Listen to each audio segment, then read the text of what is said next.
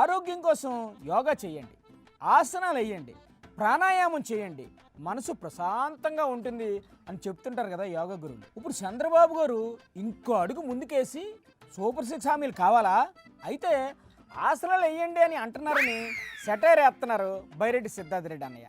అనియా ఏంటి మ్యాటరు? చంద్రబాబు నాయుడు గారు ఒక మేనిఫెస్టో ఇచ్చినారు సూపర్ 6 అని. అవును ఇచ్చినారు కదా, ఉన్నట్టుండి మొన్న ఒక ప్రెస్ మీట్ పెట్టి అన్ని ఇచ్చేసిన అన్నాడు. అవుననియా ఇచ్చేసినాడంట. రాష్ట్రంలో ఉండే జనాలు టీవీ చూసి ఆడవాళ్ళందరూ కూడా ఒకరి ముఖాలు ఒకరు చూసుకుంటా, నీకు పడి నాకేమైనా పడలేదా, లేదా పడితే నేనేమైనా చూసుకోలేదా అని చెప్పి పాపం అందరూ అయోమయంలో పడినారు. అయోమయంలో పడిన వాళ్ళ నాలుగు కూడా మందం అంటాడేమో మరి. వీళ్ళు ఏదన్నా ఒక స్కీమ్ పెట్టినారంటే ఖచ్చితంగా దాంట్లో స్కామ్ ఉంటుంది. అవునా?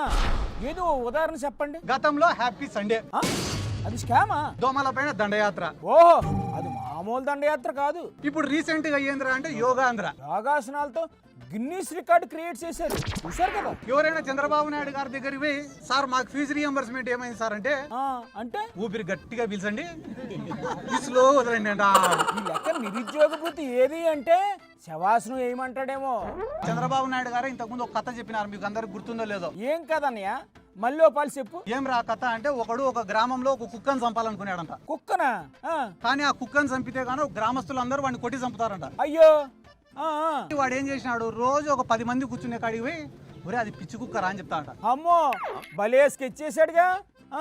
మళ్ళీ ఇంకో గుంపు కాడికి పోతాడంట, ఒరే ఆ కుక్క నిన్ననే ఒక ముసలోని గడిచిందిరా అని చెప్తాడంట. వామ్మో. మళ్ళీ ఇంకో గుంపు కాడికి పోతాడు, ఒరే ఆ కుక్క నిన్ననే చిన్న పిల్లోని గడిచిందిరా అని చెప్పి చెప్పి చెప్పి 1 ఫైన్ డే ఆ కుక్కను చంపుతాడంట. అయ్యో, గ్రామస్తులు ఏం అనలేదు మరి? గ్రామస్తులందరూ అబ్బా పిచ్చి కుక్క చచ్చిపోయింది రా అన్నారట. మొత్తానికి ప్లాన్ వర్కౌట్ అయ్యింది.